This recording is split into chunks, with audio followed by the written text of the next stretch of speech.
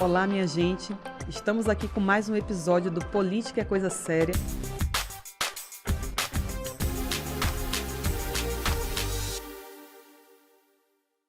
Hoje eu tenho a alegria de receber aqui com a gente Ivan Carlos Moura da Cunha, que já vem discutindo mobilidade urbana há muito tempo aqui em Pernambuco, em Recife. Ivan tem formação em Engenharia Civil, pós-graduação em Engenharia de Transportes, pós-graduação em Gestão Empresarial e em Avaliações, Perícias, Engenharia Diagnóstica e Patologia das Construções. É associado ao Instituto Brasileiro de Avaliações e Perícias de Engenharia, associado à Associação Brasileira de Engenheiros Civis de Pernambuco e presidente da Junta Administrativa de Recursos de Infração de Trânsito. Tudo bem, Ivan? Tudo bom, mais uma vez é um prazer voltarmos, a falar sobre esse tema mobilidade que tanto é importante para a nossa sociedade. Ivan, a gente começa com uma pergunta bem desafiadora.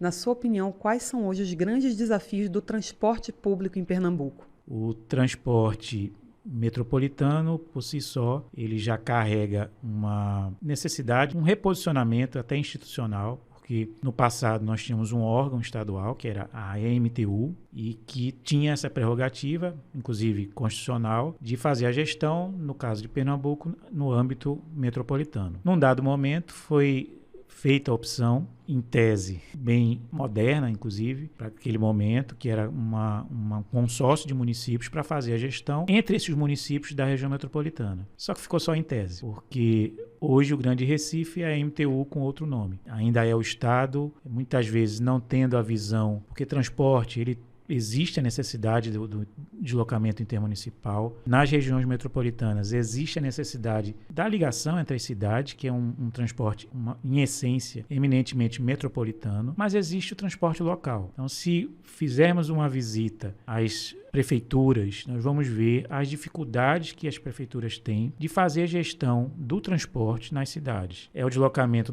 de casa para feira, para o bairro, para um centro comercial, que muitas vezes é negligenciado porque a lógica do transporte metropolitano é diferente. A lógica do transporte metropolitano é transportar grandes massas entre os municípios, usando veículos que deveriam ser adequados, como o metrô e como o BRT, se nós tivéssemos um BRT decente e implantado da forma correta. No estado, no transporte intermunicipal ao longo do estado, nós temos, aí é pior ainda, porque nunca houve licitação para o sistema intermunicipal. Eu entrei hoje no site da IPTI, que é o órgão que gerencia o transporte intermunicipal fora da região metropolitana. São 11 empresas, sendo que 10 com um atestado de regularidade. E são empresas que há muito tempo operam, então não se respeita a exigência de que para a prestação de um serviço público se faz necessário um processo licitatório para delegar essa operação de transporte, e isso nunca foi feito. Além disso, nós temos toda a infraestrutura desse transporte intermunicipal nas cidades do interior, muitas vezes com rodoviárias inadequadas, com pontos de embarque e desembarque ao relento, muitas vezes, em estradas, sem iluminação, sem a segurança para aqueles passageiros. Quando a gente for ver a questão do que deveria ser o principal transporte na região metropolitana, que é o metrô, aí nem se fala. O metrô, ele sofre por uma questão do próprio modelo de gestão metropolitano, que privilegiou, em muitos casos,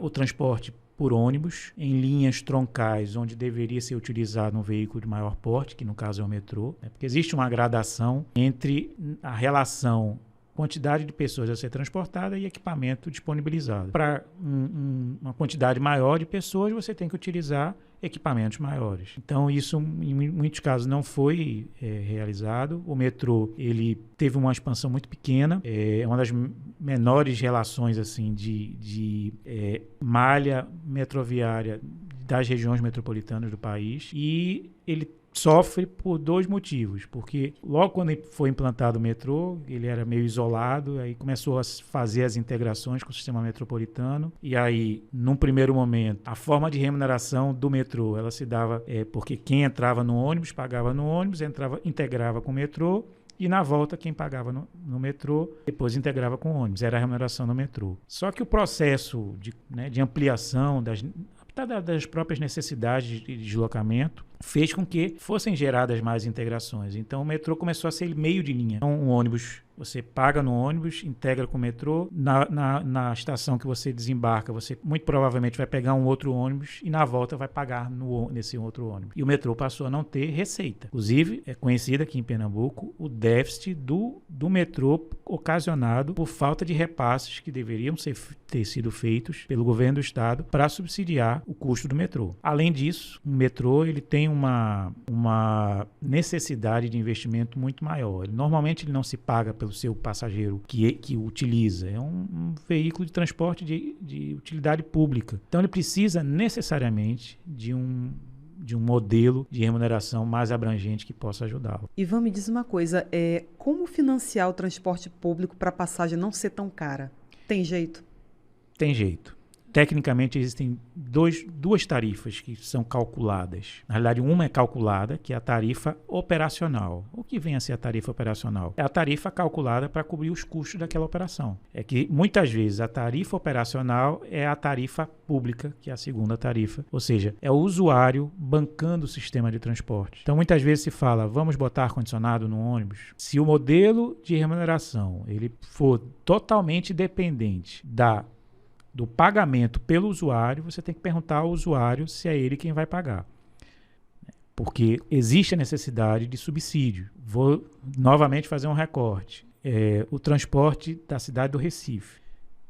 Tecnicamente falando, as linhas que operam e que historicamente foram desenvolvidas e elaboradas para o município do Recife são linhas que têm o IPK alto. O que é IPK? Índice de passageiros por quilômetro. Ou seja, é você relacionar a quantidade de passageiros pela quilometragem, porque o custo do serviço ele vai ser, digamos assim, proporcional à quilometragem que ele percorre. Então, como o Recife é uma cidade pequena, as linhas que a gente poderia chamar de intramunicipais, ou seja, os deslocamentos dentro do Recife, seriam, dentro de um sistema metropolitano, as melhores linhas do sistema, porque elas teriam um IPK alto, porque elas têm... Recife é pequeno, mas é adensado. Então, tem uma população grande com linhas relativamente curtas. Então, você teria uma rentabilidade daquela operação. E aí, como o sistema municipal é um outro problema, aí focando em Recife, ele é historicamente delegado, no primeiro momento, ao Estado e depois ao próprio consórcio, aquela ressalva que eu já fiz anteriormente. Não foi perguntado ao munícipe de Recife se ele concorda em pagar por uma passagem que poderia ser mais baixa, porque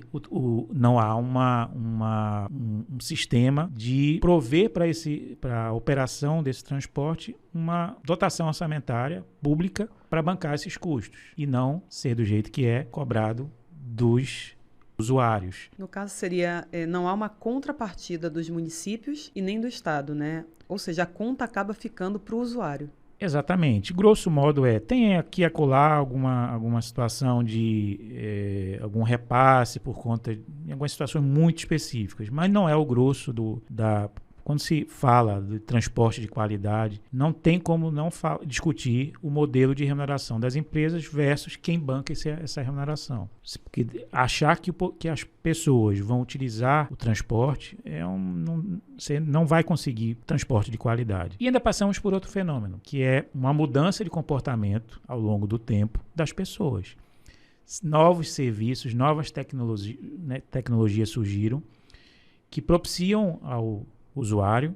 Antigamente tinha uma expressão que era um público cativo e não é mais. O usuário hoje, inclusive, graças a algumas ações ainda não muito difundidas, mas que já vêm ocasionando mudanças culturais. As pessoas estão se deslocando por bicicleta. Algumas se deslocam a pé por necessidade, por não conseguirem pagar a tarifa. Utilizam sistema de transporte privado, seja o individual, seja o transporte remunerado privado, como o sistema de atendimento por celular. Então, é uma mudança e aí é um fenômeno que precisa ser discutido, porque no processo de planejamento do transporte é que você precisa entender a mudança da sociedade. Além disso, isso, por exemplo, justifica um grande problema que nós temos no sistema metropolitano, a falta de licitação. Aliás, foi feita uma licitação há bastante tempo, há mais de 10 anos. Esse sistema foi licitado em 7 lotes. Apenas 2 foram entregues às ordens de serviço. Ou seja, é a conclusão do processo licitatório, que foram os 2 corredores de BRT, o corredor Norte-Sul e o corredor Leste-Oeste, ainda pré-Copa, né? Inclusive de forma meio assodada, ultrapassando etapas de planejamento, enfim. Os outros 5 lotes não foram entregues às ordens de serviço. Então, não entregar a ordem de serviço de uma licitação é o mesmo que não licitar. Então, o sistema convive com parte dele licitado, parte não licitado, descumprindo legislação, descumprindo termo de ajustamento de conduta assinados no início dos anos 2000, e isso tudo impede, inclusive, porque quando você faz um processo licitatório, é um momento, inclusive, de um investimento, de você associar ao conjunto de propostas que são apresentadas na licitação, para você associar, inclusive, a investimentos em infraestrutura para melhorar a qualidade, que transporte não se faz apenas com qualidade no veículo, né, mas também nas estações, né, e, enfim, em todo um conjunto de elementos que podem proporcionar essa qualidade do transporte. Ivan, então, se os municípios ou o Estado tivessem a sensibilidade de fomentar uma contrapartida, né, do poder público para as empresas, né, para, de alguma forma, arcar com uma parte dessa tarifa, então seria possível reduzir o custo da passagem para o usuário?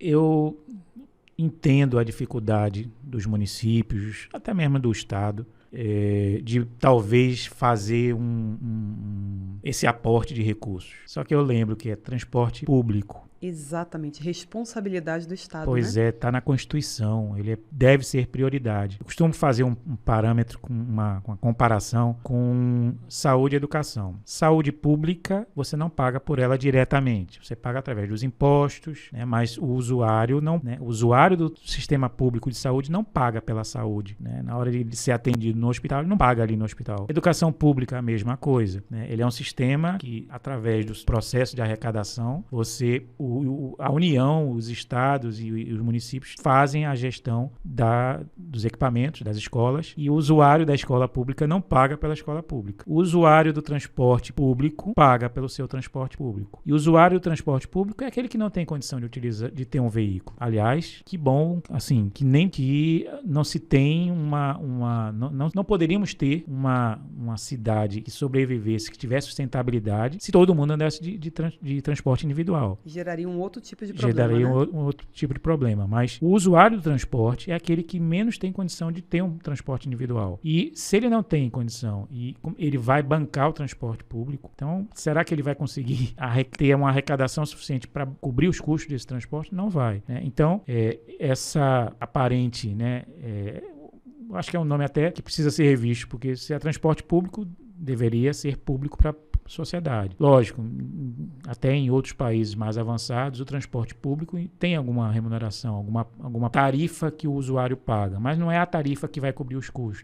Os municípios, né, as unidades federativas precisam se reunir. Já houve no passado, inclusive, uma previsão da famosa CID, né, que era uma contribuição a partir da tarifa, do custo da gasolina, que alguns centavos, poucos por sinal, mas num montante maior, eles poderiam ter sido utilizados para financiar o transporte, né? Era uma forma do privado, né? Ou seja, de você até fazer uma transferência de receita, né? Então, o usuário que usa o veículo individual, uma forma dele ajudar o transporte coletivo é através de um aporte da gasolina, uma parte do custo da gasolina, ajudar a subsidiar o transporte coletivo. E isso é bom. O transporte coletivo ele é bom para as cidades. Ele é bom porque a gente vê por aí, a gente vai para a Europa, vê, né, fica encantado com o sistema de transporte porque ele funciona. Então a gente não pode, muitas vezes se fala, vamos priorizar o transporte coletivo, vamos deixar nossos carros em casa, mas o transporte não é de boa qualidade, né? Então termina virando uma história do ovo e da galinha. Então as pessoas não usam o transporte porque ele não tem qualidade, porque as pessoas não usam. Mas isso precisa ser melhor administrado, precisa ser entendido como uma prioridade para a população, e os municípios precisam se reinventar, né? Os estados precisam se reinventar, o estado de Pernambuco precisa ter mais atenção à questão do transporte para poder propiciar o atendimento à população. É isso aí, minha gente. Até o próximo. Política é coisa séria. Semana que vem a gente volta.